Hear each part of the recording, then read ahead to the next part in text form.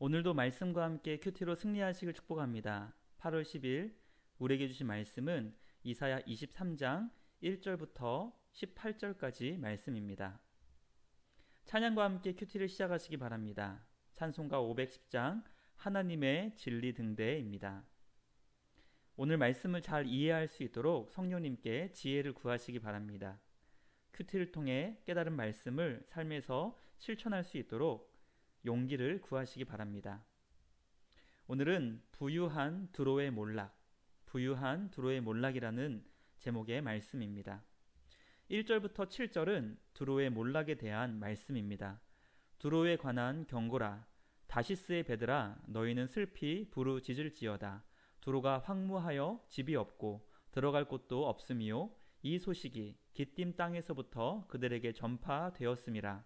바다에 왕래하는 시돈 상인들로 말미암아 부유하게 된 너희 해변 주민들아, 잠잠하라. 시올의 곡식 곧 나일의 추수를 큰 물로 수송하여 드렸으니 열국의 시장이 되었도다. 시돈이여, 너는 부끄러워할지어다. 대저 바다 곧 바다의 요새가 말하기를 나는 산고를 겪지 못하였으며 출산하지 못하였으며 청년들을 양육하지도 못하였으며 처녀들을 생육하지도 못하였다 하였음이라. 그 소식이 애굽에 이르면 그들이 두로의 소식으로 말미암아 고통 받으리로다. 너희는 다시스로 건너갈지어다. 해변 주민아, 너희는 슬피 부르짖을지어다. 이것이 옛날에 건설된 너희 희락의 성 곧 그 백성이 자기 발로 먼 지방까지 가서 머물던 성읍이냐. 하나님께서는 두로와 시돈에 대해 경고의 말씀을 하십니다. 두로가 황폐해져 집이 없어지고 들어갈 곳도 없게 되었다는 소식이 기띔 땅 곧 키프러스 섬에서 들리게 됩니다. 그때 다시스의 배들은 슬피 부르짖게 됩니다. 왜냐하면 그들은 두로 땅으로 돌아갈 곳을 잃어버렸기 때문입니다. 다시스는 스페인 남서 해안의 항구로 당시 세계의 서쪽 끝으로 지중해 해상 무역의 중심이었습니다. 두로에게 엄청난 이익을 주었던 다시스의 배들은 돌아갈 곳이 없게 되어 슬퍼하게 됩니다. 두로의 멸망은 곧 시돈 상인에게 영향을 끼치게 되었고, 이들과 함께 무역을 했던 해변 주민이었던 페니키아 사람들에게 경제적인 타격을 줍니다. 해변 주민들은 애굽 시올과 나일에서 추수한 것을 시돈 중개상을 통해 많은 경제적 이익을 남겼습니다. 이 상황이 하나님의 심판을 통해 중단된 것입니다. 두로와 시돈은 아이를 낳지 못하는 여인과 같이 부끄러움을 당하게 됩니다. 그 소식이 애굽에 들리게 되고 그들도 함께 고통을 받게 됩니다. 애굽이 다시스로 건너간다는 것은 당시 세계 서쪽 끝으로 가는 것을 의미했습니다. 지리적으로는 너무 멀리 떨어져 있는 땅이기 때문에 사실상 그들이 다시스로 가는 것은 불가능한 말씀이었습니다. 그러나 만약 애굽이 다시스로 간다고 해도 그곳은 이미 두로의 멸망으로 인해 슬퍼하며 울부짖는 땅이 되고 말 것입니다. 7절은 과거 두로와 시돈의 기쁨이 하나님의 심판으로 인해 역사 가운데 사라지게 된다는 말씀입니다. 8절부터 14절은 두로가 심판받는 이유에 대한 말씀입니다. 면류관을 씌우던 자요, 그 상인들은 고관들이요, 그 무역상들은 세상의 존귀한 자들이었던 두로에 대하여 누가 이 일을 정하였느냐? 만군의 여호와께서 그것을 정하신 것이라. 모든 누리던 영화를 욕되게 하시며 세상의 모든 교만하던 자가 멸시를 받게 하려 하심이라. 딸 다시스여, 나일같이 너희 땅에 넘칠지어다. 너를 속박함이 다시는 없으리라. 여호와께서 바다 위에 그의 손을 펴사 열방을 흔드시며 여호와께서 가나안에 대하여 명령을 내려 그 견고한 성들을 무너뜨리게 하시고 이르시되, 너 학대받은 처녀 딸 시도나, 내게 다시는 희락이 없으리니 일어나 기뜸으로 건너가라. 거기에서도 내가 평안을 얻지 못하리라 하셨느니라. 갈대아 사람의 땅을 보라. 그 백성이 없어졌나니 곧 아수르 사람이 그곳을 들짐승이 사는 곳이 되게 하였으되 그들이 망대를 세우고 궁전을 헐어 황무하게 하였느니라. 다시스의 배들아, 너희는 슬피 부르짖으라. 너희의 견고한 성이 파괴되었느니라. 두로는 많은 식민지를 세워 그 땅의 통치자들을 세워 면류관을 씌웠습니다. 그리고 그 땅의 상인들과 무역상들은 마치 고위 관료와 세상의 존귀한 자가 되어 무역으로 막대한 경제적 이득을 취하였습니다. 그러나 하나님께서는 두로를 향해 심판의 계획을 세우셨고 그들의 영화가 욕이 되며 그들의 교만이 멸시받게 하셨습니다. 두로의 멸망은 다시스에게 자유가 되어 잠시 기쁨과 이득을 얻게 됩니다. 하나님께서 두로와 시돈의 손을 펴시고 흔드십니다. 하나님께서는 가나안 사람들을 심판의 도구로 사용하셔서 두로와 시돈의 견고한 성들을 무너뜨리십니다.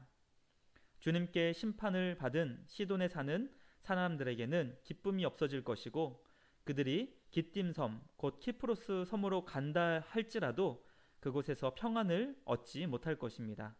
한때 갈대아 사람들이었던 바벨론이 아수르로 인해 들짐승이 사는 곳이 된 것처럼 두로와 시돈은 멸망을 당하게 될 것이고 그로 인해 잠깐 이득을 얻게 된 다시스의 배들은 이내 곧 슬퍼하고 울부짖게 될 것입니다. 마지막 15절부터 18절은 두로의 회복에 대한 말씀입니다. 그날부터 두로가 한 왕의 연한같이 70년 동안 잊어버린 바 되었다가 70년이 찬 후에는 두로는 기생의 노래같이 될 것이라.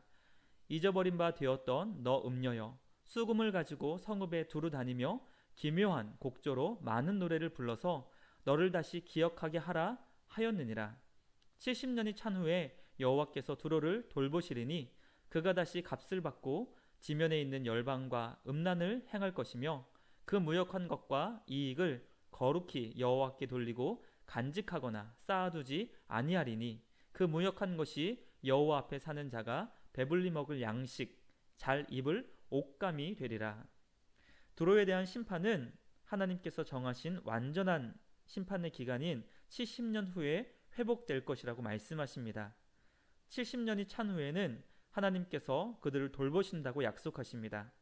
두로는 다시 무역을 통해 이익을 얻게 될 것입니다. 무역을 통한 이익을 열방과 음란을 행하는 것으로 표현되는 이유는 돈벌이가 된다면 무슨 일이든지 행하는 것을 부정적으로 표현한 말씀입니다. 하나님께서는 두로와 시돈이 회복되게 하시고 그들을 돌보아 주심에도 그들은 무역을 통해 얻은 많은 이익을 하나님께 드리지 않습니다. 그럼에도 불구하고 하나님께서는 그것을 궁극적으로 하나님을 위해 사는 자들의 양식과 옷이 되게 하십니다. 왜냐하면 하나님께서 이 세상 모든 것의 주인이 되시기 때문입니다.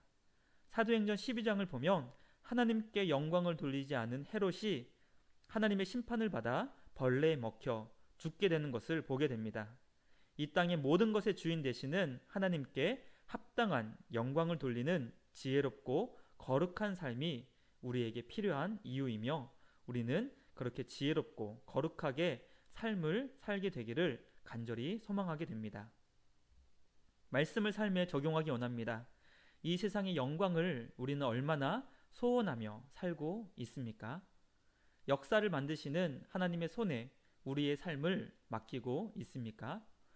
날마다 주님께 합당한 영광을 돌리면서 살고 있는지 말씀을 적용하기 원합니다. 말씀으로 함께 기도하기 원합니다. 주님, 세상에 사라질 영광을 추구하지 않게 하여 주시고 하나님께서 세워가시는 역사를 믿음의 눈으로 바라볼 수 있게 하여 주시옵소서. 모든 것이 주님의 것임을 기억하며 주님께 합당한 영광을 돌리는 우리가 되게 하여 주시옵소서. 함께 기도하겠습니다. 하나님 아버지, 오늘 두로의 심판에 대한 말씀을 살펴보며 이 세상 어떤 것도 영원할 수 없고 이 세상 어떤 영광도 하나님 앞에 무너지게 된다는 것을 우리가 말씀을 통해 기억할 수 있게 하여 주시옵소서. 그러므로 세상에서 살아 없어져 버릴 영광을 추구하지 않게 하여 주시고 하나님의 영원하신 역사, 하나님의 영원하신 그 나라를 믿음의 눈으로 바라보며 그 나라를 위해 살게 하여 주시옵소서.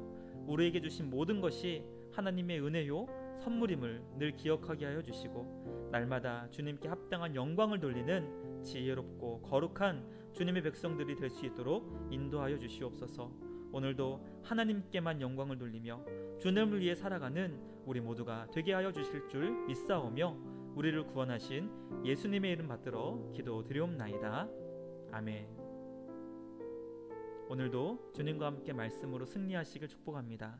이어지는 찬양과 함께 말씀을 묵상하며 함께 기도하기를 원합니다.